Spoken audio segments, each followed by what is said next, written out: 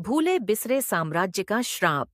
प्राचीन भारत के हृदय में धुंध से ढकी पहाड़ियों और घने जंगलों के बीच एक समृद्ध राज्य था, वर्धना।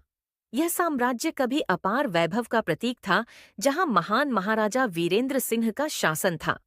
वे एक पराक्रमी योद्धा थे, जिनसे शत्रु भयभीत रहते थे और प्रजा प्रेम करती थी। उनका स्वर्ण महल सूर्य की रोशनी में दमकता था और उनकी सेना अजेय मानी जाती थी। परंतु इस वैभव के बावजूद एक काली भविष्यवाणी उनके राज्य पर मंडरा रही थी। एक ऐसी भविष्यवाणी जिसे कोई जुबान पर लाने की हिम्मत नहीं करता था। सदियों पहले एक तपस्वी ने शाही वंश पर श्राप दिया था। जिस दिन राजाओं का लोभ उनके धर्म से भारी हो जाएगा, वर्धना धूल में मिल जाएगा और राज सिंहासन सदा के लिए विलुप्त हो जाएगा।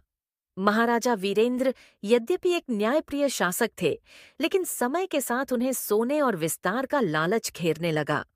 उन्होंने अपने राजपुरोहितों की चेतावनियों को नजरअंदाज कर युद्ध छेड़ दिए, केवल धन और शक्ति बढ़ाने के लिए। लेकिन जितना वे जीतते, उतने ही व्याकुल हो जाते। एक रात एक रहस्यमयी व्यक्ति राजमहल में घुस आया। वह एक तपस्वी था, फटे पुराने वस्त्रों में लिपटा, जिसकी आंखें रहस्यमयी प्रकाश से जल रही थीं। पहरेदार उसे रोकने में असफल रहे, क्योंकि वह मानो एक छाया की भांति उनके बीच से निकल गया। महाराजा के सामने खड़े होकर उसने धीरे से कहा, समय आ गया है वीरेंद्र सिंह, वर्धना का सिंहासन अब तुम्हारा नहीं रहेगा। इतना कहकर वह तपस्वी अदृश्य हो गया।